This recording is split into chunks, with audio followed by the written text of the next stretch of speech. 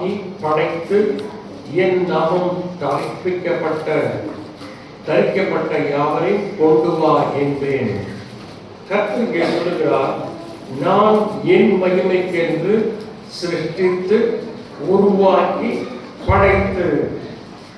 நோக்கம் ஒன்றுதான். கர்த்தர் 3 காரியங்களை செய்வதாக சொல்லுகிறார். நோக்கம் என்ன? நான் என் மகிமைக்கென்று. கர்த்தர் எதை செய்தாலும் அவருடைய மகிமைக்காக செய்கிறார். மகிமை என்றால் என்ன? பெரிய கனம். பிரியமானவர்களே, இது கனம் மகிமை தேவனாகிய கர்த்தருக்கே உரியது. என் மகிமை விக்கிரகங்களுக்கு குடையன் என்று கர்த்தர் சொல்லுகிறார். என் மகிமை வேறு ஒருவருக்கு குடையன் என்று கர்த்தர் சொல்லுகிறார். கர்த்தர் ஒருவர் தான் கனத்துக்கும் மகிமைக்கும் பாத்திரராக இருக்கிறார்.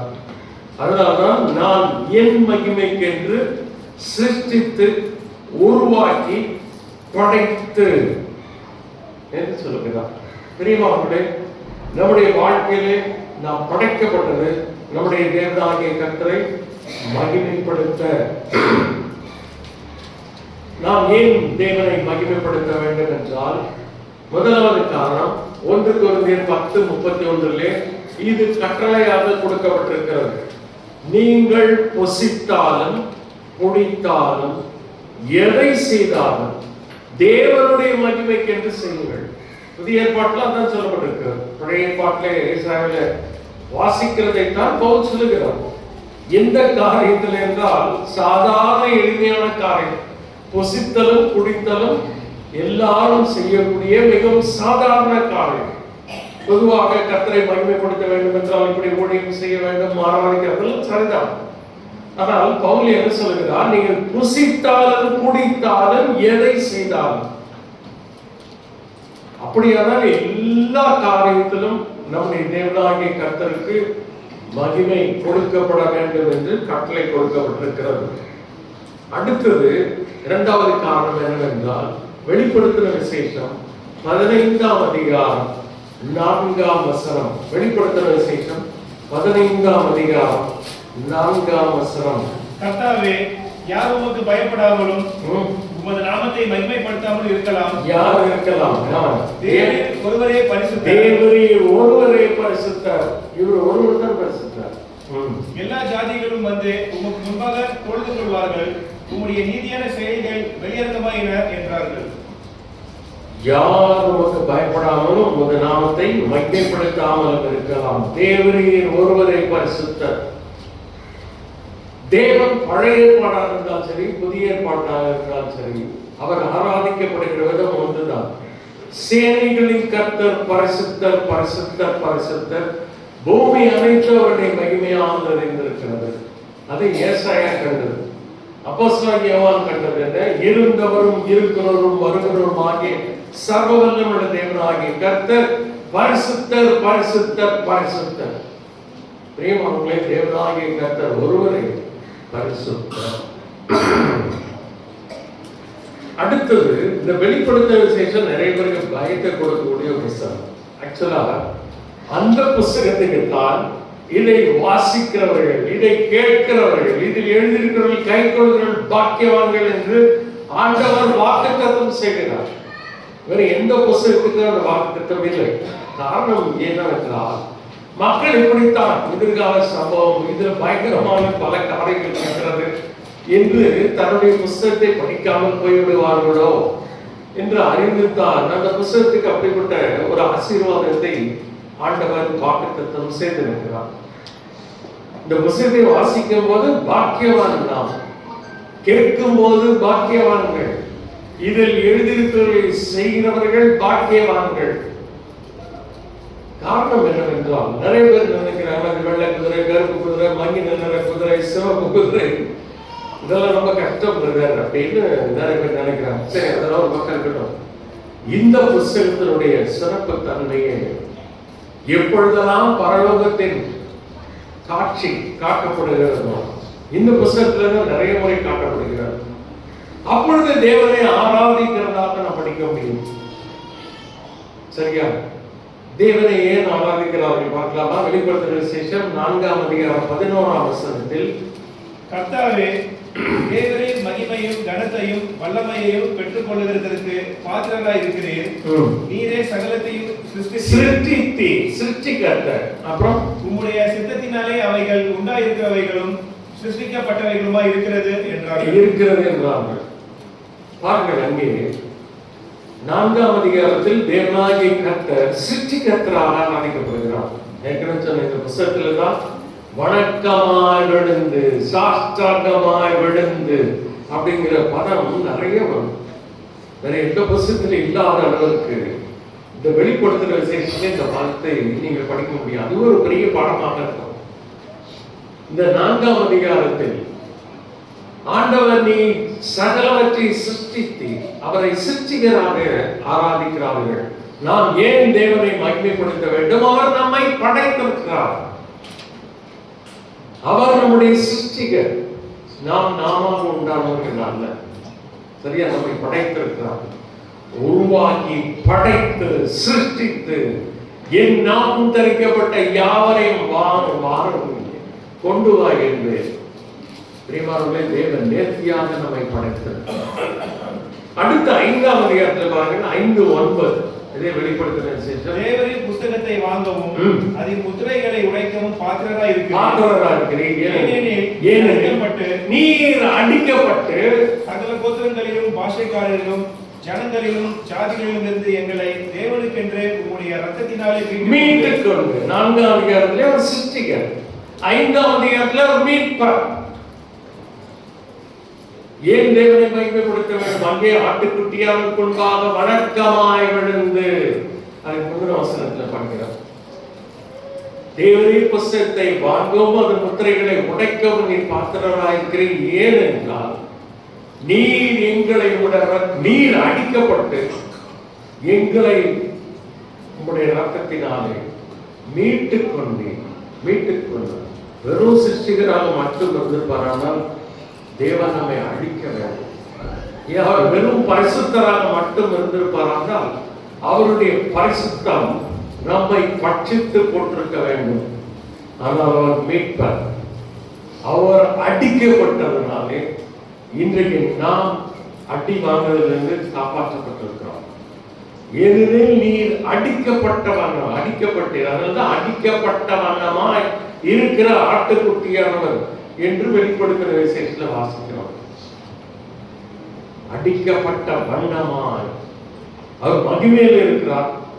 அவருடைய முகம் வல்லமையாய் பிரகாசிக்கிற சூரியனை போல இருக்கிறது. அவருடைய கண்கள் அக்கினி ஜுவாலையை போல இருக்கிறது. அவருடைய வாயிலிருந்து பெருவெள்ளத்தை இரைச்சலை போல சத்தம் புறப்படுகிறது. அவருடைய பாதங்கள் உலைக்களத்தில் காய்ந்த பிரகாசமான வெண்கலம் போல இருக்கிறது. இப்படி எல்லாம் அவருடைய மகிமை வெளிப்படுத்தப்பட்டாலும் அவர் அடிக்கப்பட்ட வண்ணமாக இருக்கிற ஆட்டுக்குட்டியானவர். எப்படி அடிக்கப்பட்டவர்கள்? இந்த காயம் தெரியும் போல. அதனால்தான் அடிக்கப்பட்ட வண்ணமாய் இருக்கிற ஆட்டுக்குட்டியானவர். பிரியமானவர்களே, அவர் அடிக்கப்பட்டார். அதனாலே நாம் அவரை மகிமைப்படுத்த வேண்டும். தேவ தூதர்கள் எப்பொழுதெல்லாம் ஆண்டவரை ஆராதிக்கும் போது, பாப்பா பிள்ளை பிடிச்சிருக்காங்க, எனக்கு பிடிக்காத ஒரு விஷயம் இந்த யாராவது வளர்த்திட்டு இருந்தாங்கன்னா, இது எந்த ஊர்ல உங்க ஊர்ல மட்டும் இல்லை, நம்ம சபைகள்ல இதை ரொம்ப சீரியஸா நினைக்கிறது இல்லை. இல்ல ஆண்டவர் ஆண்டவர் பற்றி தான் பேசிட்டு இருக்கிறாங்க. பிரியமானவர்களை ஏன் வெளிப்படுத்த செஞ்சப்படுகிறோம்? தேவன் யார்? அவரை எப்படி பணிந்து கொள்கிறாங்க? பயம் பூமியில இல்லைன்னா நம்ம அவர் விசுவாசிக்கலன்னு அர்த்தம் இல்லையா? அவர் யாரோ அவரை பத்தி கவலை இல்லை. Don't care. தேவ தூதர்கள் கேருபீன்கள் விசேஷமாக அவைகள் பாவம் செய்யாதவர்கள். அவ்வாறு சட்டைகள் 6 சட்டை, 2 சட்டைகளால் தங்கள் முகத்தை மூடி, 2 சட்டைகளால் கால்களை மூடி, 2 சட்டைகளால் பறந்து ஒருவரை ஒருவர் நோக்கி, அவங்க சிங்காசனத்தில் உட்கார்ந்திருக்கிற தேவனை நோக்கி தான் சொல்லணும், சேனைகளின் கர்த்தர் பரிசுத்தர் பரிசுத்தர் பரிசுத்தர். ஆனா ஒருவரை ஒருவர் நோக்கி, ஏன்னா அவரை பார்க்கவே பயப்படுறாங்க. பிரியமானவர்களே, இந்த பயபக்தி அவசியம். மனுஷனுக்கு இல்லை, தேவனாகிய கர்த்தர். அப்படி நான் பயப்படல, நான் அவரை விசுவாசிக்கவில்லை என்று அர்த்தம். நான் அவரை விசுவாசிப்பது உண்மையானால் பிரியமானவர்களே, அதற்குரிய பயமும் பக்தி அவசியம். நான் கடந்த முறை உங்களுக்கு சொல்லும்போது சொன்னேன், ஆராதனை எப்படி செய்ய வேண்டும்? ஆகையால் அசைவில்லாத ராஜ்யத்தை பெருங்குடாகினால் பயத்தோடும் பக்தியோடும் தேவனுக்கு பிரியமாய் ஆராதனை செய்யும்படி கிருபையை பற்றிக் கொள்ள கடவோம். நம்முடைய தேவன் பற்றிக்கிறார்கள். நம்ம ஆளுங்க ரொம்ப அன்பை எம்பசைஸ் பண்ணி அதர் ஆஸ்பெக்டை விட்டுட்டாங்க. தேவன் நல்லா இருக்கிறார், அதுல எந்த சந்தேகம் இல்லை. ஆனா வெறும் அன்பாக மட்டும் இல்லை, அதை நாம் புரிந்து கொள்ள வேண்டும். சரிங்களா? எப்போ பார்த்தாலும் அன்பை சொல்றது இருக்குன்னா நிறைய பாவங்களை நம்முடைய ஒழுங்கீனத்தை கவர் பண்றதுக்கு அப்படி இருக்கக்கூடாது. சரியா? தேவன் பட்சிக்கிறார்கள். அதனால்தான் யோவான் ஆண்டவருடைய மார்பிலை சாய்ந்து கொண்டது சீசன் பாக்மதி அவரை தரிசித்த உடனே செத்தவரை போல அவருடைய பாதத்தில் விழுந்தார். அதே ஆண்டவர் அடுத்த பிள்ளை வருது. இதை விட்டுட்டோம்னு வச்சுக்கல, நம்ம சாதனை வரைக்கும் இந்த ஒழுங்கின அப்படிதான் இருக்கும். நாங்கெல்லாம் ஏன் இப்படி இருக்கோம் அப்படின்னா, எங்களுக்கு சின்னதுல அப்படி வளர்த்தாங்க. நான் அப்படி பார்த்தோம், ஆயிரக்கணக்கான மக்கள் கூடுற இடத்துல பிங்க் ஆஃப் சைலன்ஸ். குண்டு சீக்கிரம் போனீங்கன்னா சத்தம் கேட்கும். அப்ப பாருங்க மக்கள் எப்படி இருந்தாங்க. கூட்டத்துக்கு வரும்போதே எப்படி உட்கார்ந்துவாங்க தெரியுமா? முன்னாலே வந்துருவாங்க மக்கள். லேட்டாக வர பழக்கம் கிடையாது. சீக்கு முன்னாலே வந்துட்டு வரும்போதே உட்கார்ந்து ஜெபம் பண்ணிட்டு அமைதியா உட்காருவாங்க. பைபிள் எடுத்து படிச்சுட்டே இருப்பாங்க. சத்தம் இருக்காது. கூட்டம் முடிஞ்ச உடனே எல்லாரும் பேசுவாங்க.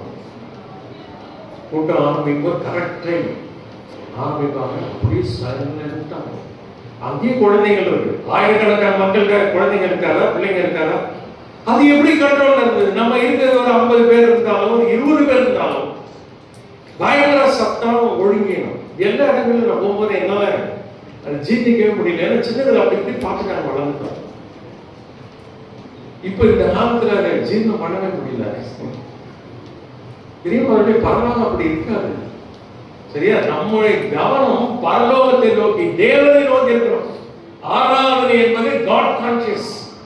தேவனை உணர்ந்து, தேவன் யார், தேவன் நமக்கு என்ன செய்திருக்கிறார் என்பதை நினைத்து தேவனுக்கு செலுத்தப்படுகிறது ஆராதனை.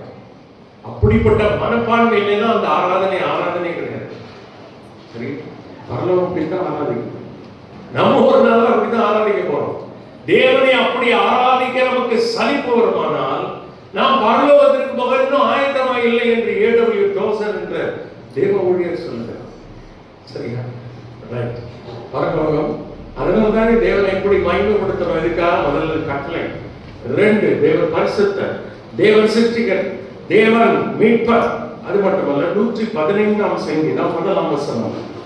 தேவனை நாம் ஏன் மகிமைப்படுத்த வேண்டும் என்று காரணங்களை கண்டுபிடித்துக் கொண்டிருக்கிறோம் வேதத்தின் அடிப்படையில்.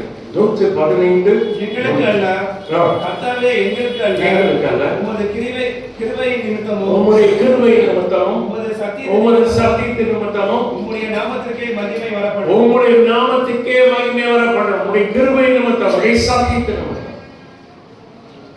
நான் ஆரம்பத்தில் சொன்னேன், தேவன் வெறும் பரிசுத்தராக, நீதிபரராக, பட்சிக்கிறார்களே மட்டும் இருந்திருப்பார்கள் எனக்கு காரியம். ஆனால் பிரியமானவர்களே, அவருடைய கிருபை நிமித்தம் சத்தியம், கிருபையும் சத்தியம் ஒன்றை வந்து சந்திக்கும். தேவன் ஒரு பக்கம் ஒன்றை மட்டும் ரொம்ப வலியுறுத்தக்கூடாது. கிருபை, அதே நேரத்தில் சத்தியம். சரியா? 2 பேலன்ஸ் பண்ணணும். கிருபை நிமித்தம், சத்தியத்தின் நிமித்தம் நம்முடைய நாமத்துக்கு மகிமை வரப்படும். தேவனுடைய கிருபை. அது மட்டும் இல்லை, ஏசாயா 50:15. நான் கிறிஸ்தவத்துல முதல்ல தெரிஞ்சுக்கிட்ட வசனம் தான். சின்ன பையனா இருக்கும்போது ஒரு அக்கா சொல்லி கொடுத்தாங்க. படிக்கலாமா? ஏசாயா சங்கீதம் 50:15. எல்லாம் தெரிஞ்ச வசனம் தான். 50:15 பாருங்க. ஆபத்து காலத்தில் என்னை நோக்கி கூப்பிடு, நான் உன்னை விடுவிப்பேன். மகிமைப்படுத்த விடுச்சவனே ஆண்டவர் எதுக்கு விடுவிக்கிறார்னா அவரை மகிமைப்படுத்த. எத்தனை முறை விடுவித்திருக்கிறாங்க, எத்தனை முறை நம்ம அவரை நோக்கி கூப்பிட்டு இருக்கிறோம். இந்த உலகம் ஆபத்து நிறைந்த உலகம், பிரச்சனைகள் நிறைந்த உலகம். இதுல யாருமே நான் தேவன் எனக்கு தேவையில்லை, என்னாலும் சமாளிக்க முடியும் அப்படின்னு சொன்னவங்க எல்லாம் சாகும்போது ரொம்ப பரிதாபமா செத்து போனாங்க. நிறைய பேர் தேவன் இல்லை என்று சொன்னவர்கள் தங்கள் மரண படுக்கையிலே அலறி செத்திருக்கிறதாக சரித்திரம் சொல்லுகிறது. பெரிய பெரிய வீரர்கள், ஆகா நாங்கள் தேவன் இல்லாமல் சமாளிப்போம், எங்களுக்கு தேவன் தேவையில்லை, ஆண்டவர் எல்லாம் இல்லை, எங்களால் முடியும் என்று வாழ்ந்த அநேக நாத்திகர்கள் மரண படுக்கையில் அலறை மூலப்பட்டிருக்கிறார். நசரேயனாகிய இயேசுவே ஜெயித்து விட்டீர் என்றெல்லாம் கதறி மரணத்தில் மூலப்பட்டு மறைத்திருக்கிறார். பிரியமக்களே, இந்த உலகத்தில் தேவன் இல்லாமல் இருக்க முடியாது.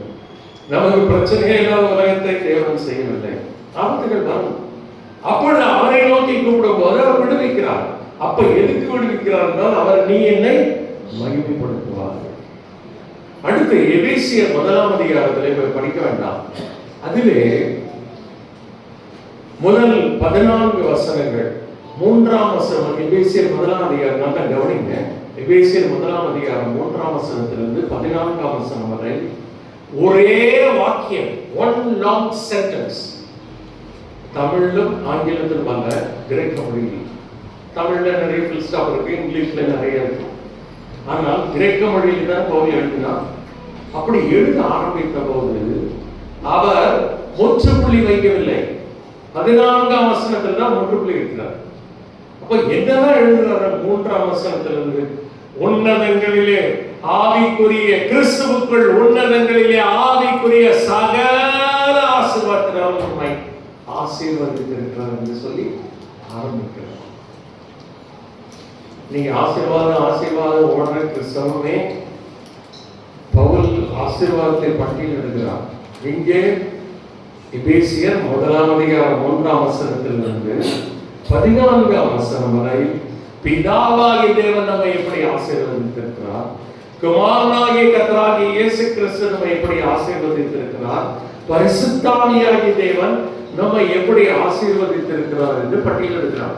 அப்படி அவர் எழுத ஆரம்பித்தார். சிறையிலிருந்து தான் இதை எழுதுகிறார். அவராலே நிறுத்த முடியவில்லை. அதனால்தான் 14 வசனம் பைபிள் ஏதாவது ஒன் லாங் சென்டென்ஸ் எது என்று கேட்டால் இதுதான். நம்ம பின்னால் வந்த வேத வல்லுநர்கள் அதை நம்ம படிக்கிறதுக்காக வசனமாக பிரித்து இருக்கிறாங்க. ஆனால் பவுல் எழுதும் போது அதிகாரமாக, பவுல் மட்டும் இல்லை, அது யார் எழுதும் போதும் அதிகார பிரிவாகவோ வசன பிரிவாகவோ வேதத்தை பிரித்து எழுதவில்லை நன்றாக தெரிந்து கொள்ளுங்க. பின்னாலே வந்த வேத வல்லுநர்கள் நம்ம இப்ப சொல்றோம்ல, ஏசாயா 43:7 டக்குன்னு எடுத்துறோம் பார்த்தீங்களா, அதுக்கு வசதியாகத்தான் அதை அதிகார பிரிவாக வசன பிரிவாக பிரித்தார்கள்.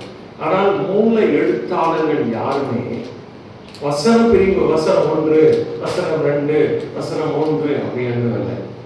எல்லாருமே அப்படியே பவுல் எழுதுனது கடிதங்கள். கடிதத்தை வசனமா வேண்டும். கடிதம் எழுதுற பழக்கம் யாருக்கு இருக்கு? நான் சின்ன பையன் போது எங்க அம்மா எழுதுவாங்க கடிதம். அப்படி எழுதும் போது பார்க்க எப்படி இருக்கும், அந்த மாதிரி தான் பவுல் எழுதினார். சரியா? அப்படி எழுதும் போது பவுல் ஏன் நிறுத்த முடியவில்லை என்றால், தேவன் அருளிய ஆசீர்வாதங்கள் கிறிஸ்துவுக்குள் உன்னதங்களிலே ஆவிக்குரிய சகல ஆசீர்வாதம். சகல ஆசீர்வாதம் எழுதுகிற மனிதன் சிறையிலே இருக்கிறார். பாத்தீங்களா? சிறைக்கு போனா என்ன யோசனை வரும்? ஆசீர்வாத யோசனை வருமா? ஐயோ, இந்த ரோமர்கள் குடிச்சு என்ன சங்கிலில் கட்டி வைத்திருக்கிறார்கள், எந்த நேரம் விசாரணை வருமோ, எந்த நேரம் என் கழுத்து வாங்கப்படுமோ, என்னுடைய உயிர் ஊசலாடுகிறது, இப்படிப்பட்ட எண்ணம் தான் வரும். நான் பவுலுக்கு என்ன எண்ணம் வந்தது பார்த்தீங்கன்னா, தேவனை குறித்து யோசிக்க ஆரம்பித்தார்.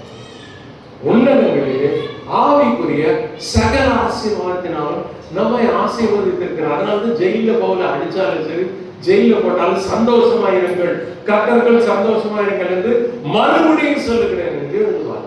சிந்தனை தான் காரணம், நம்முடைய மனசு தான் காரணம். பவுல் என்ன யோசிக்க ஆரம்பித்தார்? தேவன் செய்திருக்கிற நன்மைகள்.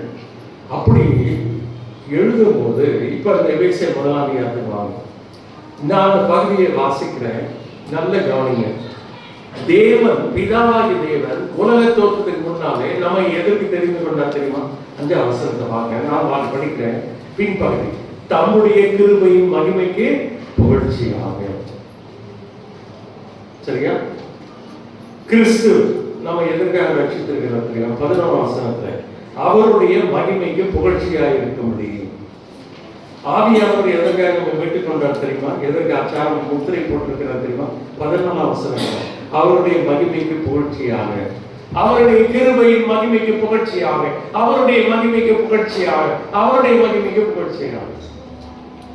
தேவன் உன்னதங்களிலே ஆவிக்குரிய சகல ஆசீர்வாதத்தை நமக்கு கொடுத்திருக்கிற ஒரே நோக்கம் அவருடைய கிருபையின் மகிமையை நாம் புகழ்வதற்கு, அவரை மகிமைப்படுத்துவதற்கு. பிதாவாகிய தேவன் அதை செய்தார், குமாரனாகிய இயேசு கிறிஸ்து அதை செய்தார், பரிசுத்த ஆவியாகிய தேவன் அதை செய்தார். எல்லாமே வேதத்தின் அடிப்படையில் தான் சொல்லியிருக்கேன். பாத்தீங்களா? அப்ப 7 காரணத்தை கண்டுபிடிச்சோமா? முதலிலே இது கட்டளை ஆக சொல்லப்பட்டது. நாம் ஏன் தேவனை மகிமைப்படுத்த வேண்டும்? இது கட்டளை. There is no other option. கட்டளை என்றால் கீழ்ப்படிந்து ஆகும். புசித்தாலும் குடித்தாலும் நீங்கள் எதை செய்தாலும் தேவனுடைய மகிமைக்கு என்று செய்யுங்கள்.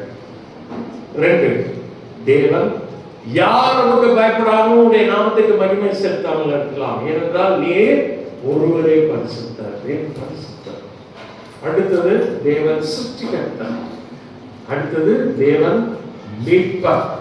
அடுத்தது அவருடைய கிருபையும் மகிமை, கிருபையும் சத்தியம். அடுத்தது அவர் விடுவிக்கிறவர், நம்மை காப்பாற்றுகிறவர், ஆபத்திலிருந்து காப்பாற்றுகிறார். கடைசியாக அவர் நம்முடைய ரட்சகர். ரட்சிப்பின் திட்டம் உலக தோற்றத்துக்கு முன்னாடி காலை சொன்னதை போல அவர் ஆதியிலே கொண்டிருந்த தீர்மானத்தின்படி திருத்துவம் உலக தோற்றத்துக்கு முன்பதாக உட்கார்ந்து திட்டமிட்டாங்க. யார் என்ன வேலை செய்யறது? பிதாவாகிய தேவன் கிறிஸ்துவுக்குள் நம்மை தெரிந்து கொண்டார். கிறிஸ்து தெரிந்து கொண்டால் மட்டும் போதாது, யாராவது ஒருவர் மறிக்க வேண்டுமே. ரத்த சிந்தி மீட்டால் தான் இந்த மீட்பு ரட்சிப்பு சாத்தியமாக. நான் போகிறேன். அப்ப வெறும் கிறிஸ்து மறித்தால் மட்டும் போதாது, அதை மக்களுக்கு விளங்கப்பட வேண்டும். மக்களுடைய இருதயத்திலே ஆவியாக முத்திரையாக வர வேண்டும். அதை கேரண்டர் ஒருத்தர் வேணும், உத்தரவாதி ஒருவர் இருக்க வேண்டும். அதுக்கு ஆவியாக நான் சொன்னார். இதுதான் ரட்சிப்பு திட்டம். இதை உலக தோற்றத்துக்கு முன்பதாக தீட்டினார்கள். இன்னும் உலகத்தை படைக்கவில்லை. உலகத்தை நாம் படைக்க போகிறோம், மனிதனை வைக்க போகிறோம். மனிதன் நிச்சயமாய் பாவம் செய்வார். ஒருத்த மாத்திரம் அல்ல, முழு மனிதகுலமும் இப்படி பாவத்திலே இப்படி விழுந்தால் இவர்களை ரட்சிக்காவிட்டால் எல்லாரையும் பிடிச்சு ஒத்துமட்டமாக நாம் எல்லாரையும் பிடித்து நரகத்திற்கு அனுப்ப வேண்டும். இதற்காக உலகத்தை படைப்பது இல்லை. மனிதன் பாவம் செய்தாலும் அவனுக்கு ரட்சிப்பை கொடுக்க வேண்டும். அந்த திட்டம் தீட்டின போது ஒரே ஒரு நோக்கத்திற்காக, அவருடைய கிருபையின் மகிமைக்கு புகழ்ச்சியாக. அதனால்தான் நம்முடைய சபைகளிலே நாம் தேவன் கொடுத்த ரட்சிப்புக்காக அவருடைய பாடுகள், அவருடைய மரணம், அவருடைய உயிர்த்தெழுதல், அவருடைய வருகை, அதை நினைவு கூர்ந்து ஆராதிக்கிறோம். நீங்க ஆராதனை ஆராதனை வர பாட்டுல எல்லாம் பாருங்க இருக்காது. பேர் ஆராதனை கிடையாது. வர்ஷிப் லீடர் போட்டு லைட்டா போட்டு கிட்டாரை போட்டு அடிச்சு நீங்க இருவரையும் என்ன காப்பாத்துனீங்க, இதெல்லாம் சரிங்க. ஏன் ரட்சிப்பு என்னாச்சு? ரட்சிக்கலன்னு எதுவுமே பிரச்சனை இல்லை. ஆராதிக்க தெரியாமல் கிறிஸ்தவம் இன்றைக்கு ஆராதனை ஆராதனை வர்ஷிப் லீடர்லாம் ஏற்படுத்திருக்கிறான். அவன் எதுவே வர்ஷிப் பண்றாங்க. பிரியவர்களை நம்முடைய முன்னோர்களுக்காக கர்த்தரை ஸ்தோத்திரிக்க வேண்டும். கர்த்தருடைய சத்தியம் வெளிப்படுத்தப்பட்ட சத்தியத்தோடு ஆராதிக்கப்படுகிறதற்காக கர்த்தருக்கு நாம் நன்றி உள்ளவர்களாக இருக்கிறோம். நிறைய பேர் இந்த ஆராதனை மாதிரிலாம் கிடையாது, இப்படிதான் போகணும்னு நினைக்கிறாங்க. முட்டாள்தனத்துக்கு நம்ம திரும்பக்கூடாது, மதியினத்துக்கு திரும்பக்கூடாது. அது மதியினமான காரியம். சிலுவை பற்றி அவங்க பேசவே மாட்டாங்க. பாருங்க, ஒரு பாட்டு கூட இருக்கு, உயிரோடு எழுந்தவன் ஆரம்பிச்சு அது சிலுவையே கிடையாது. எல்லாத்தையும் ஆராதிக்கிறான், சிலுவை கிடையாது. பரலோகத்தில் எப்படி ஆராதிக்கிறோம்? நீர் அடிக்கப்பட்டு உம்முடைய ரத்தத்தினால் எங்களை உம்முடைய தேவனுக்கு என்று மீட்டுக் கொண்டு எங்களை ராஜாக்களும் ஆசாரங்களும் ஆக்கினீர் என்று புது பாட்டை பாடினார்கள். இது புது பாட்டா? ஆதி முதலில் பாடப்படுகிற பாடல். இந்த பாடல் தான் என்றைக்கும் பரலோகத்திலே நாம் பாடுவோம். தேவதூதர்கள் பாட முடியாத பாட்டு. ஏன் தெரியுமா? தேவதூதர்களுக்கு மீட்பு கிடையாது, ரட்சிப்பு கிடையாது. அதனால்தான் அவர்கள் வெறும் பரிசுத்தர் பரிசுத்தர் பரிசுத்தர் என்று மட்டும் ஆராதிப்பார்கள். அவர்கள் சிருஷ்டிகர்த்தராக மட்டும் ஆராதிப்பார்கள், மீட்பராக ஆராதிப்பது அவருடைய ரத்தத்தால் மீட்கப்பட்ட பிள்ளைகள். அப்ப இந்த மக்கள் எல்லாம் மீட்பை ஆராதிக்கல, இந்த மக்கள் ரட்சிக்கப்படவில்லை என்ற அர்த்தம். ஏங்க நம்ம அந்த பாடியை பின்பற்றணும்? நீங்க நிறைய நம்ம சபைகள்லாம் போயிட்டு இருக்கு தெரியுமா உங்களுக்கு? நான் பல இடங்களுக்கு போறேன். ஒரு நியூ இயருக்கு அப்படிதான் ஆச்சு. ஒரு சபையில் கூப்பிட்டுருந்தாங்க, எந்த சபை நான் சொல்ல மாட்டேன். அப்படிதான் என்னாச்சு, அந்த பாட்டு புக்கு எல்லாம் நம்ம பாட்டு புக்கில் இருந்த பாட்டுலாம் கிடையாது. இப்போ நவீன காலத்தில் வர பாட்டெல்லாம் போட்டு ஒரு Bollywood white and white dress போட்டு டான்ஸ் ஆடுறாங்க. என்னடா பண்றாங்க பார்த்தா அந்த மாதிரி பேட்டர்ன் ஃபாலோ பண்றாங்க. பண்ணிட்டு பார்த்த போனா நான் தான் சொன்னேன், ஏங்க இன்னைக்கு சென்னையில இருந்தா வரேன், இங்கே தானே இந்த மாதிரி நடக்குது பார்த்தா ஊர்லயுமா இப்படி பண்றீங்க அப்படின்னு கேட்டேன். பிரியமானவர்களே, நாம் வேதத்திற்கு திரும்ப வேண்டும். வேதத்தின் முறைமை, வேதத்தின் சத்தியத்தின்படி நம்முடைய முன்னோர்கள் சரியான ஒரு முறையை ஏற்படுத்தி இருப்பார். தயவு செய்து இந்த முறையை மாற்றக்கூடாது. சரியா? அது மக்கள் லட்சக்கணக்கில் போட்டோம், கோடிக்கணக்கிலோட போட்டோம். திருப்பதி கோடிக்கணக்கில் போறாங்க, அதுக்கு போக முடியுமா? வாட்டிகன் சிட்டிக்கு கோடிக்கணக்கில் மக்கள் போறாங்க, போக முடியுமாங்க? இல்லை. மெஜாரிட்டி செய்வது சரி என்று நினைக்காதீங்க. மெஜாரிட்டி பீப்புள் எங்க போறாங்க தெரியுமா? எங்க போறாங்க? அவங்க மெஜாரிட்டி சைடு தான் போகணும்னா நம்மள நாளைக்கு தான் போகணும். சரியா? ஜீவனுக்கு போகிற வாசல் அது வழியை குறிக்கிறது. அதை கண்டுபிடிக்கிறவர்கள் சிலர். நம்முடைய முன்னோர்கள் வேதத்தினுடைய சக்திகளை ஆராய்ந்து கண்டுபிடித்து ஆராய்ச்சி எல்லாம் என்ன என்பதை கண்டுபிடித்து ஏற்படுத்தி இருக்கிறார்கள். தயவு செய்து அதிலிருந்து நாம் நிறைய சபைகள், நம்முடைய சபைகள் மாறிட்டு இருக்கு தெரியுமா உங்களுக்கு? பல சபைகளுக்கு போனேன் நான், தெரியும் நம்ம சபைகள் பல சபைகள் பற்றியா சபைகள் பல. ஏன்னா அவங்க என்ன நினைக்கிறாங்கன்னா இதெல்லாம் கொஞ்சம் ஃபேஷன் ஷோவா இருக்கு. அதுக்கு இல்லை. நவீன காலம் எந்த காலத்துக்கு வேணும்? மாறாதது சத்தியம், மாறாதது தேவன், மாறாதவர் நான் கர்த்தர், நான் மாறாதவர். ஆகையால் யாக்கோபின் புதல்வராகி நீங்கள் நிர்மூலமாக இல்லை. கர்த்தர் மாறாதவர், வேதம் மாறாதது, அவருடைய ஆராதனை மாறாது, பரலோகம் மாறாதது. ஆனா நம்ம மட்டும் மறைச்சாங்க. சரியா? பிரியமானவர்களே, தேவனை எப்படிதான் மகிமைப்படுத்துறது? என்ன சொன்னீங்க? மகிமைப்படுத்துங்க. எப்படிதான் மகிமைப்படுத்துறது? அதே சங்கீதம் 23 பாருங்கள். சங்கீதம் 50:23.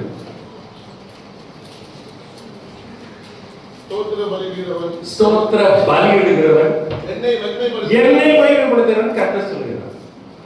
50:15 வாசம், நீ என்னை மகிமைப்படுத்துவாய்.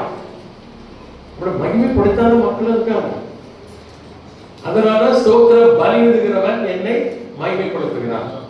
பாருங்க, தேவனை ஸ்தோத்திரம் பண்ணாம இருக்க முடியுமா? இருப்பாங்க. லூக்கா எடுத்து வாசிக்க வேண்டாம். 17ஆம் அதிகாரத்தில் ஒரு 10 குஷ்டரோகிகள் ஆண்டவரிடத்தில் வந்தாங்க. பயங்கர கஷ்டம், முழுவதும் கஷ்டம்.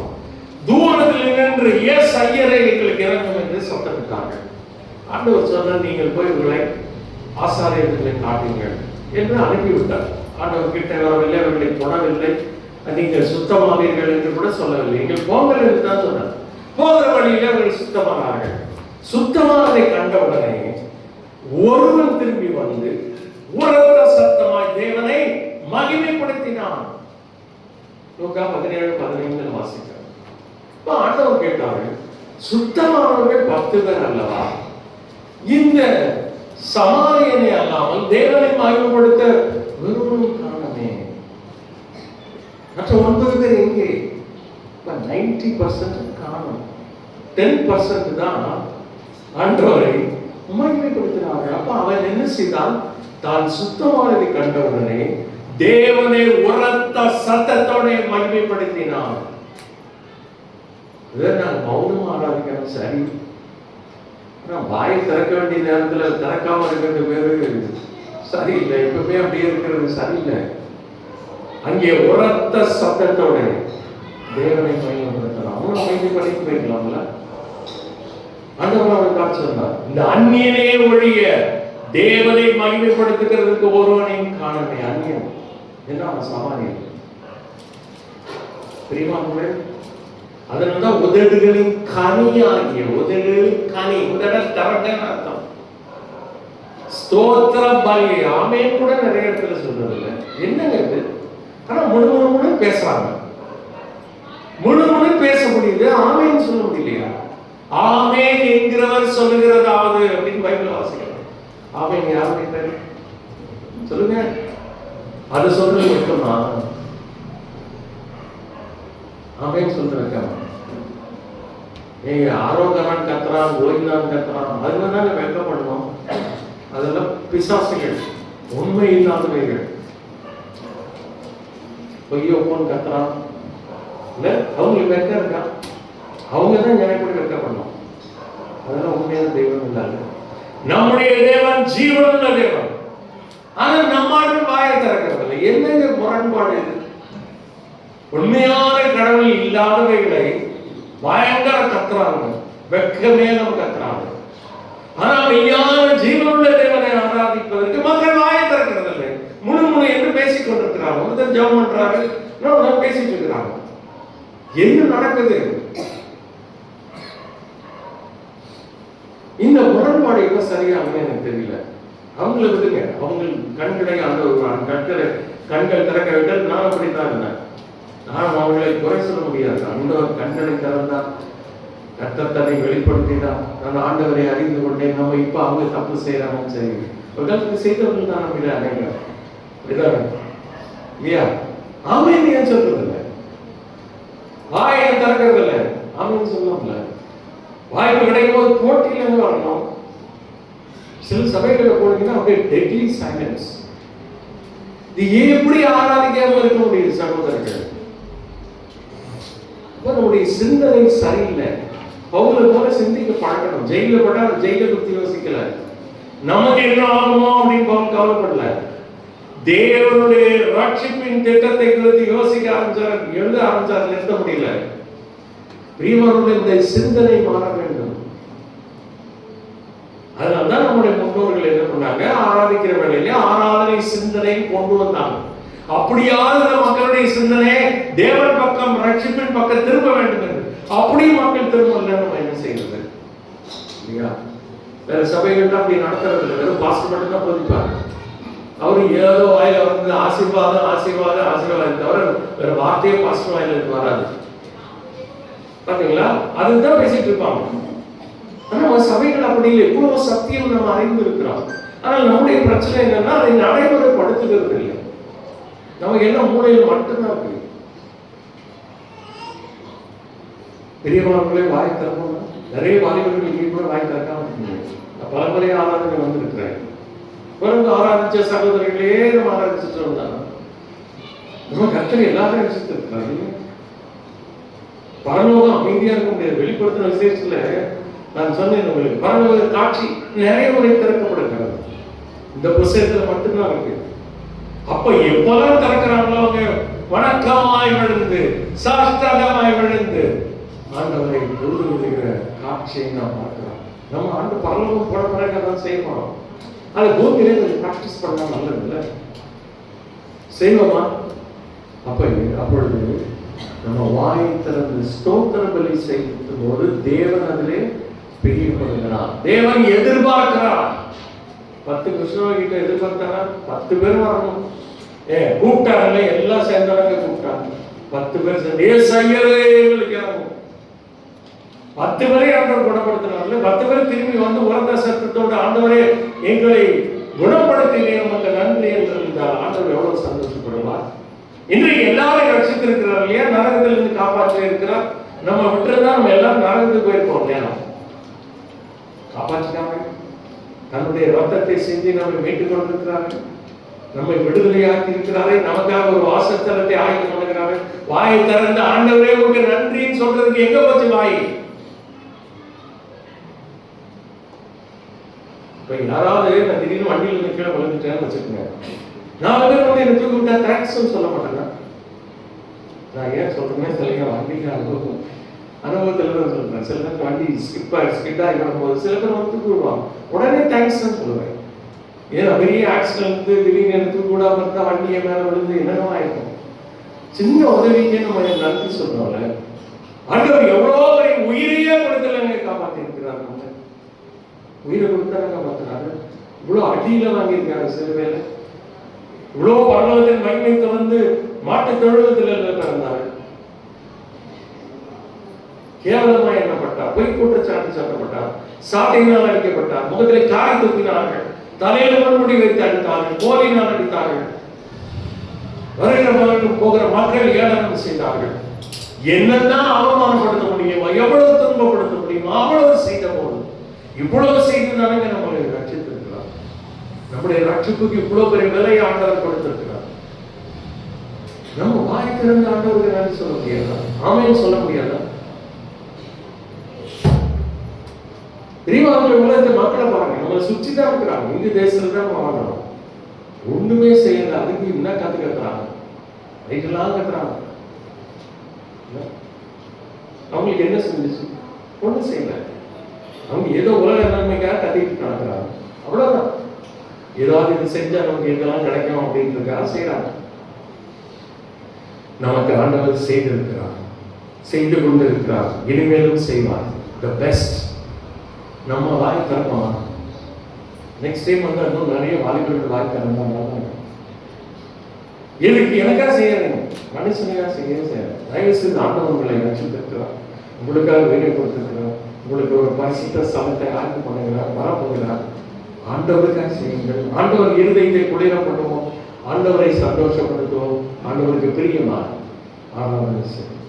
அடுத்தது முதல்ல தேவனை ஸ்தோத்திர பலி செலுத்தும் போது தேவனை மகிமைப்படுத்துகிறோம். 2 யோவான் 17:4 டக்கு ஓடணும். 17:4 யோவான். பூமியிலே நான் உம்மை மகிமைப்படுத்தினேன். கர்த்தராகிய இயேசு கிறிஸ்துவானவர் பிதாவை நோக்கி சொல்கிறார். என்னை எப்படி மகிமைப்படுத்தினார்? தொடர்ந்து படிங்க. நான் செய்யும்படி நீர் எனக்கு நியமித்த கிரியையை நீர் நியமித்த கிரியையை செய்து முடித்தேன். அப்ப ஆண்டவர் நம்மை ரட்சித்து இந்த பூமியிலே வைத்திருக்கிறது ஒரு கிரியைக்காக, அவருக்காக வைத்திருக்கிறார். நம்ம நிறைய நேரம் என்ன நினைச்சிருக்கோம்னா, இந்த பூமியில நமக்காக நம்ம வாழ்றது, எனக்காக என் குடும்பத்துக்கு உழைக்கிறவங்க இதுக்காக எல்லாரும் செய்யறாங்க. அது தேவனை அறியாத மக்கள் அப்படி வாழலாம். தேவனை அறிந்த மக்கள், தேவன் என்னை இந்த பூமியிலே ஒரு வேலை செய்வதற்கு என்னை ரட்சித்து படைத்து சிருஷ்டித்து உருவாக்கி இந்த பூமியில வைத்திருக்கிறார், சபையில வைத்திருக்கிறார். அவர் என்ன எதற்காக வைத்திருக்கிறார்? நம்ம படிக்க விடாதா படிக்கணும்னு வச்சிருப்பாரு. வேலை செய்யக்கூடாதா வேலை அவருக்காக செய்வீங்கள், ஊழியம் செய்யலாமா அவருக்காக செய்வீங்கள். அவர் எனக்கு என்ன வேலை கொடுத்திருக்கிறார், செய்து முடிப்பதை தேவனுக்கு மகிமைப்படுத்துகிறார். கர்த்தராகிய இயேசு கிறிஸ்து சொன்னார், பூமியிலே நான் உம்மை மகிமைப்படுத்தினேன். இப்படி நீர் எனக்கு செய்யும்படி நியமித்த கிரியைகளை நான் செய்து முடித்தேன். அப்படித்தான் நம்மளோட வாழ்க்கை முடிக்கணும். சரியா? டைம் ஆயிட்டு இருக்கு, ஓடுறேன். ரோமர் 15:5 பாருங்க. ரோமர் 15:5. நீங்கள் ஒருமனப்பட்டு நம்முடைய கர்த்தராகிய இயேசு கிறிஸ்துவின் பிதாவாகிய தேவனை ஒரே வாயினால் மகிமைப்படுத்தும்படி. ஒரே வாயினால் மகிமைப்படுத்தணுமா? என்ன செய்யணுமா? 7ஆம் வசனத்தை பாருங்க.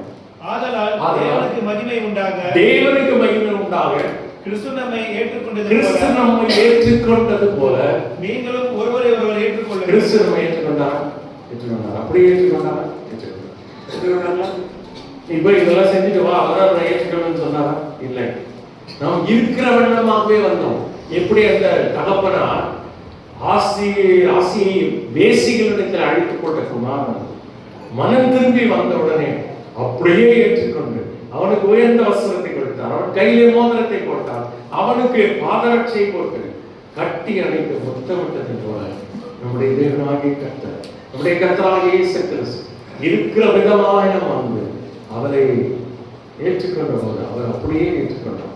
நம்ம என்ன செய்யணுமோ ஒருவரை ஒருவர் அப்படியே ஏற்றுக்கொள்ளுங்கள். ரோமாபுரி சபைக்கு போல் சொல்கிறார். ரோமாபுரியில் உள்ள சபையில பெரிய பிரச்சனை இருப்பதாக பவுல் எழுதவில்லை. ஆனா ஒரு சில பிரச்சனைகள் இங்கே அங்கே இருக்கு. நம்ம அந்த புத்தகத்தை படிக்கும்போது நம்ம சிந்தித்தோம். அதாவது வெஜிடேரியன் நான் வெஜிடேரியன் சமையல் இருந்தால், ஏன்னா யூதர்கள் புறஜாதிகள், யூதர்களுக்கு ஃபுட் கண்ட்ரோல் இருந்துச்சு, ஃபுட் ப்ரொஹிபிஷன். இந்த உணவுலாம் சாப்பிடலாம், அந்த உணவு சாப்பிடக்கூடாதுங்கிற ஒரு கட்டுப்பாடை தேவன் பழைய பாட்டு விதித்திருந்தார். புறஜாதிகளுக்கு அப்படிப்பட்ட கட்டுப்பாடு இல்லை.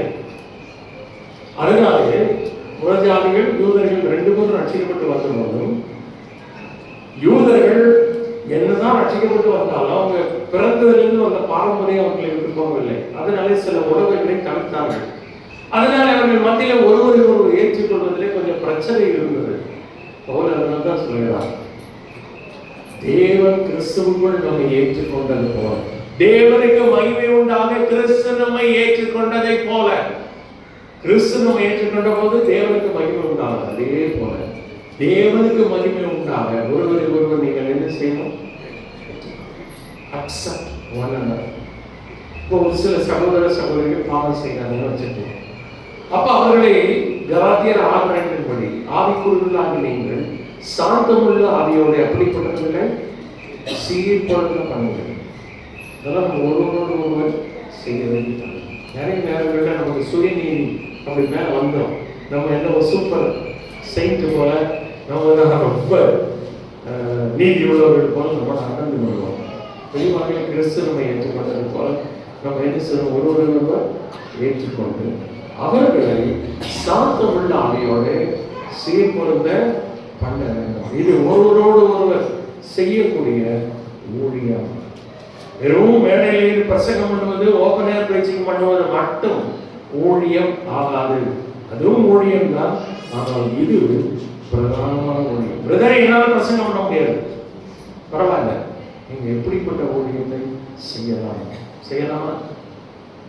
நல்லா ரட்சிக்கப்பட்ட காலத்தில் மேடையில ஏறி பிரசங்கம் பண்ண முடியாத அநேக வயதானவர்கள் என்னை தனிப்பட்ட விதத்தில் சந்தித்து கிறிஸ்துவனிடத்தில் பலப்படுத்தி இருக்கிறார்கள். இன்னும் அவர்களுடைய ஊழியத்தை நான் நினைத்து பார்க்கிறேன். சரியா? ஏற்றுக்கொள்ளுமா? அடுத்து யோவான் 15:8. யோவான் 15ஆம் அதிகாரம் 8ஆம் வசனம். நீங்கள் மிகுந்த கனிகளை கொடுப்பதினால் என் பிதா மகிமைப்படுவார். நீங்க மகிமைப்படுற நீங்க கனி கொடுக்கிறதுனால உங்களுக்கு மகிமை இல்லை. இப்ப ஒரு மரம் இருக்கு, அந்த மரத்துல நிறைய பழங்கள் அப்படி பூத்து குலுங்குமானால் புகழ் யாருக்கு போகுதுன்னா மரத்துக்கு இல்லை.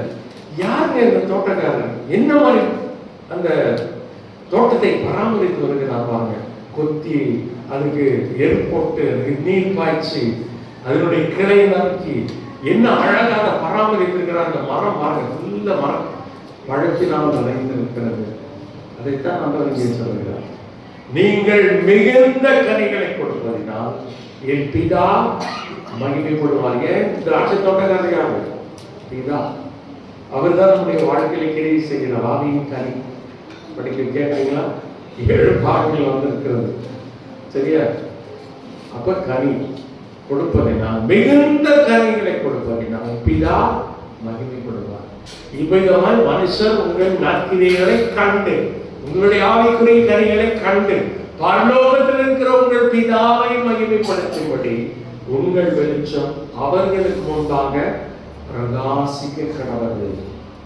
அப்ப நம்ம கிறிஸ்தவர்களாய் இந்த சமுதாயத்திலே நடந்து கொள்ளும் போது, கிறிஸ்தவனுடைய குணாதிசயத்தை வெளிப்படுத்தும் போது பிதாவானவர் மகிமைப்படுவார்.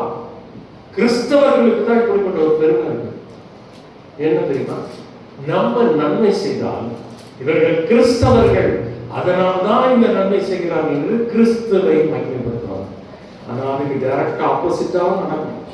நம்ம தவறு செய்யும்போது கிறிஸ்தவங்களா இருக்கிறாங்க, இவங்க போய் இதை செய்யறாங்கன்னு சொல்லிடுவோம். அங்கே கிறிஸ்துவ நாம தூஷிக்கப்படுவதும் நம்ம தான்.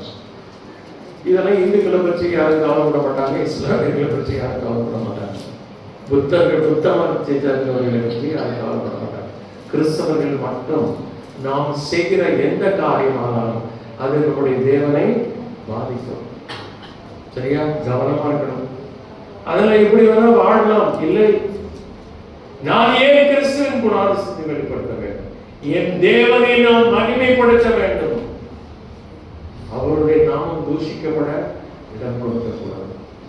ஆண்டவர் ஏசாயா 52:7 சொல்லியிருக்கிறார், உங்கள் நிமித்தம் புறஜாதிகள் மத்தியிலே நாம் தூஷிக்கப்படுகிறது. சரியா? கவனமாய் வாழ வேண்டும். அடுத்து 5ஆவதாக 1 பேதுரு 4:11. 1 பேதுரு 4:11.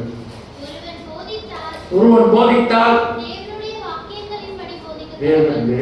வாக்கியங்களின்படி போதிக்கிறார். ஒருவன் உதவி செய்தால் செய்யக்கூடாது.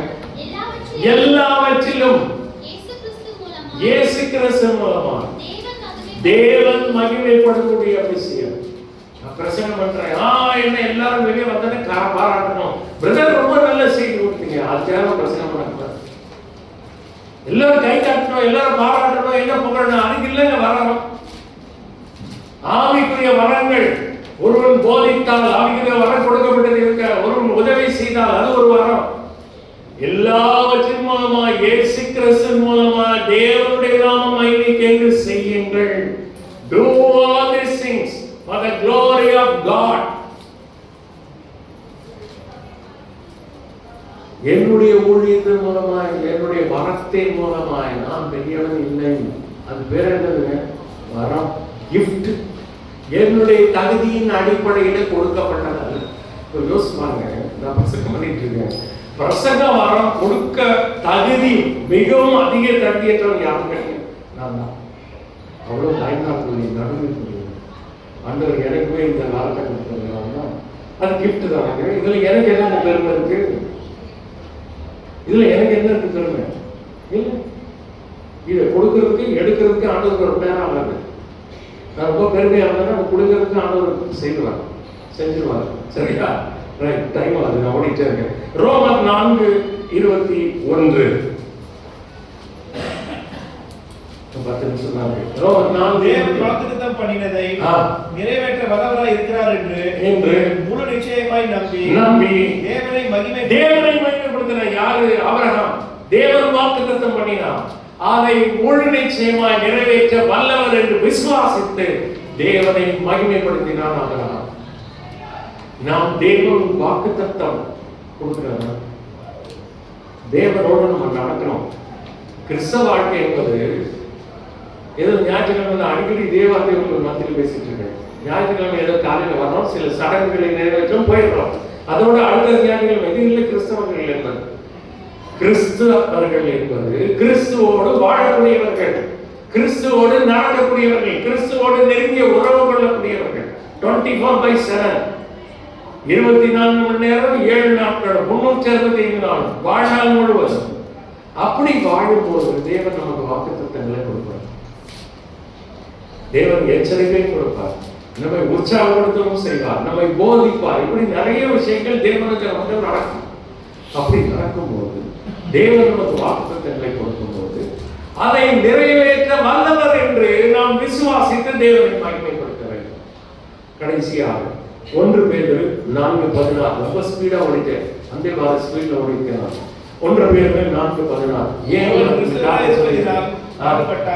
ஒருவன் கிறிஸ்தவனாய் இருப்பதனால் பாடுபட்டால் வெட்கப்படாமல் இருந்து மகிமைப்படுத்த. பாடுபடும் போது மகிமையா? பவுல் அப்படித்தாங்க பாடுபட்டாரு. நம்ம அப்போஸ்தலர்கள் 5:41 வாசிக்கிறோம், அவருடைய நாமத்துக்காக நாங்கள் தாங்கள் அவமானம் அடைவதற்கு பாத்திரராய் எண்ணப்பட்டபடினாலே சந்தோஷமாய் ஆலோசனை சங்கத்தை விட்டு புறப்பட்டு போனார்கள். அடி வாங்கினார்கள், சிறையிலே போடப்பட்டார்கள். இதை கண்டுகள் சந்தோஷப்படுவார்களா?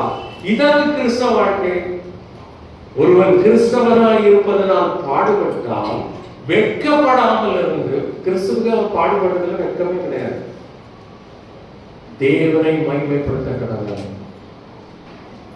சரியா? 7 காரியம் பார்த்தோம். 1, தேவன் முதல் ஸ்தோத்திர பலி. 2, தேவன் நமக்கு செய்த கிரியைகளை நிறைவேற்றி முடிப்பது. 3, தேவனுக்கு மகிமை உண்டாக ஒருவரை ஒருவர் ஏற்றுக்கொள்ளுங்கள். அடுத்தது மிகுந்த கனிகளை கொடுப்பது, ஆவிக்குரிய வரங்களை அவருடைய மகிமைக்காக செலவழிப்பது, கர்த்தருடைய வாக்குத்தத்தங்களை நிறைவேற்ற வல்லவர் என்று விசுவாசித்து அவரை மகிமைப்படுத்துவது, கடைசியாக அவருடைய மகிமைக்கு என்று பாடுபடுவது. ஏன் நான் கேட்டேன் அப்படின்னா, பைபிள்ல ஒரு சில பேர் தேவனை மகிமைப்படுத்தாததுனால, நான் தேவனை மகிமைப்படுத்தல என்னாச்சு அப்படின்னு நீங்க கேட்டீங்கன்னா, பைபிள்ல குறைந்தது 4 சம்பவங்களை நான் சொல்ல முடியும். ஒன்று, ஒருவன் யாருன்னா தானியேல் 5:23 வாசிங்க. இதுக்கு தான் நான் டைம் கேட்டேன். 5:23 குயிக் குயிக். தானியேல் 5:23. பரலோகத்தின் ஆண்டவருக்கு விரோதமாக உம்மை வீழ்த்தினீர். உயர்த்தினீர். அவருடைய ஆலயத்தின் பாத்திரங்களை உமக்கு முன்பாக கொண்டு வந்தார்கள். நீரும் உம்முடைய பிரபுக்களும் உம்முடைய மனைவிகளும் உம்முடைய வழிபாட்டிகளும் அவைகளின் திராட்சரசம் குடித்தீர்கள். இதுவும் அன்றி தம்முடைய கையில் உமது சுவாசத்தை தம்முடைய கையில் உம்முடைய சுவாசத்தை வைத்திருக்கிறவரும். இப்ப நம்முடைய சுவாசம் எல்லாருடைய சுவாசம் யாருடைய இருக்கு? இப்ப நீங்க கொடுத்து வச்சிருக்காரு, அதனால நீங்க காலைல வந்துருக்கோம். அதுக்குதானே தேவனை நம்ம மகிமைப்படுத்தணும். என் சுவாசத்தை கொடுத்துட்டீங்களே ஆண்டவரே, நைட்டோட நைட்ல எடுத்து எவ்வளவு நேரம் ஆகும்? எவ்வளவு பேர் சொல்லிட்டாங்க தெரியுமா? சரி, தொடர்ந்து ராஜா கதை சொல்றாரு. படிங்க தொடர்ந்து. உங்களுடைய வழிகளுக்கு மகிமைப்படுத்தாமலும் he did not glorify God. யார் இது? பெல்ஷாத்சார். இவன் தேவனை மகிமைப்படுத்தல. ஏன் நான் அவரை மகிமைப்படுத்தணும்? நான் ஒரு பெரிய சக்கரவர்த்தி, எங்களுடைய சாம்ராஜ்யம் பாபிலோனிய சாம்ராஜ்யம், உலகத்திலே அன்னைக்கு வல்லரசு, எங்களுக்கு யாரும் தாக்க முடியாது, நாங்கள் தேவனை மகிமைப்படுத்த மாட்டோம் முரட்டாக பண்ணலாம். தேவனை மகிமைப்படுத்தலையா? அப்பதான் கையிருப்பு வந்து எழுதுனது. என்ன எழுதுனது? மேனே மேனே தெக்கேல உபாசை நடுங்கிட்டாங்க. என்றால் பெரிய சாம்ராஜ்யம் நினைச்சியா? ஒரு கையிருப்பு வந்து எழுதுது, அர்த்தத்தை சொல்லுங்க ஆண்டவர். ஐயோ அர்த்தம் தெரியல, நடுங்குறான். அப்படியே புடி தானியேலை கொண்டு வந்தவங்க விளக்கம் சொன்னான். அப்பதான் தானியேல் இது சொல்லுகிறான், நீ தேவனை மகிமைப்படுத்தவில்லை, உன் சுவாசம் அவர் கையில இருக்கு, கையில வைத்திருக்கிறார். உன்னுடைய வழிகளுக்கு அதிகாரியாக அவரை நீ மகிமைப்படுத்தவில்லை.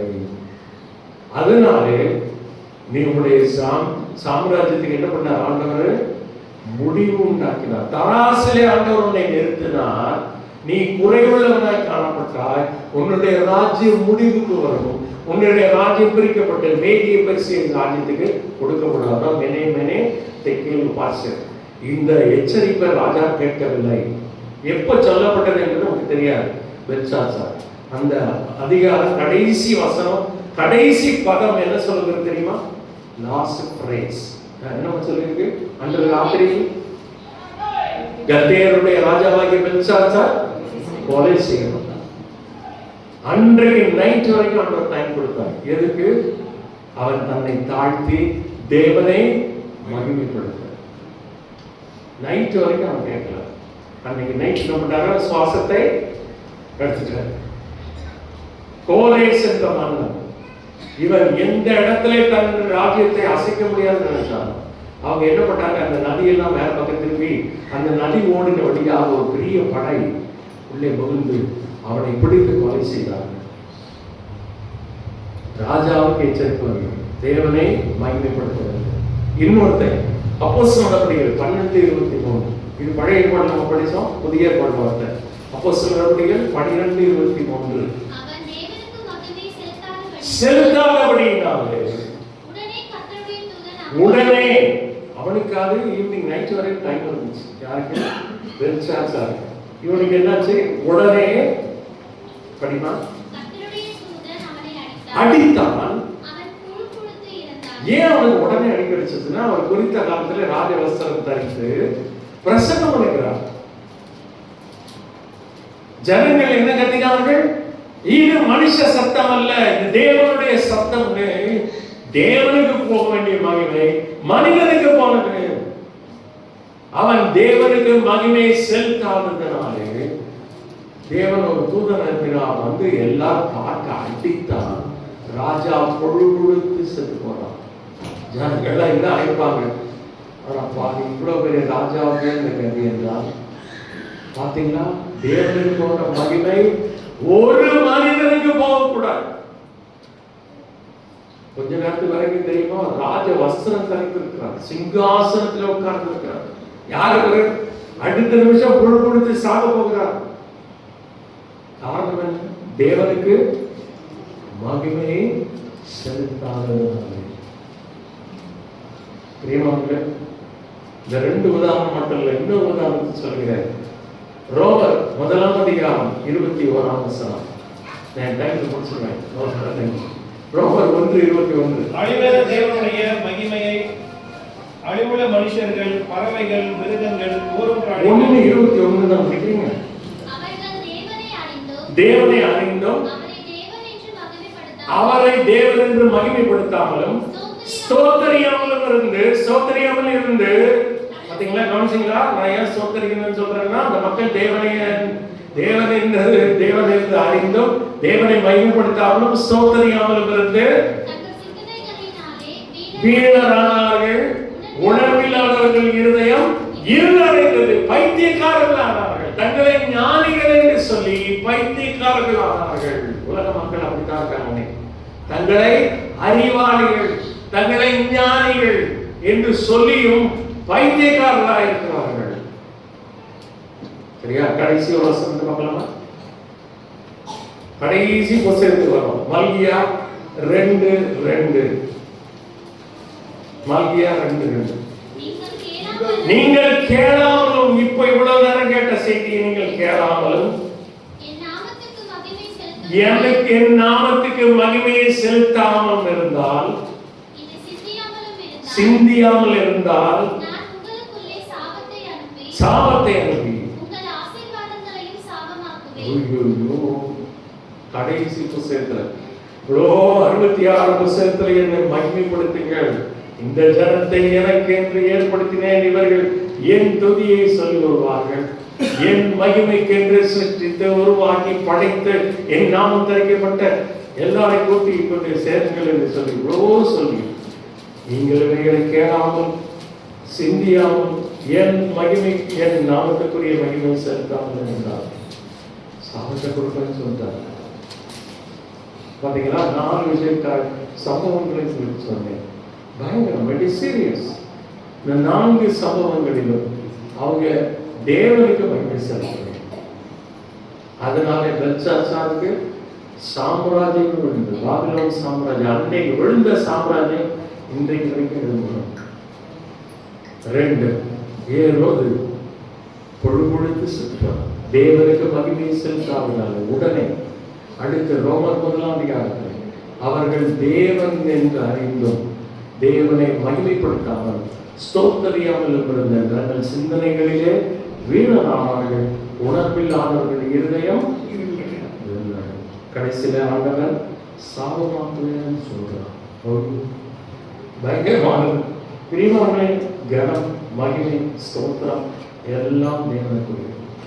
இது எந்த மனிதனுக்கும் கொடுக்கப்படக்கூடாது. ஏறாவது எவ்வளவு கிடையாது என்றார். பெல்ஷாத்சார் பெரிய சக்கரவர்த்தி கிடையாது என்றார். யாருக்கும் கிடையாது. பிரியமானவர்களே, நாம் தேவனுக்கு மாத்திரம் செல்வோமா? தேவன் மட்டுமே தெரியும் கனத்தை, மகிமை, வல்லமை பெற்றுக்கொள்ள எங்கள் பாத்திரம் எப்படி மகிமைப்படுத்த வேண்டும் என்று வேகமாக ரொம்ப ஸ்பீடாக ஓடிக்க முடிச்சுட்டேன். கர்த்தருடைய வசனங்களை நமக்கு ஆசீர்வாதம் தருவாராக. ஆமென். அன்பும் கிருபையும் இரக்கமுள்ள பரலோகத்தினாலே எல்லா கனமும் மகிமையும் நமக்குரியது. ஆண்டவரே, உமக்கே உரியது.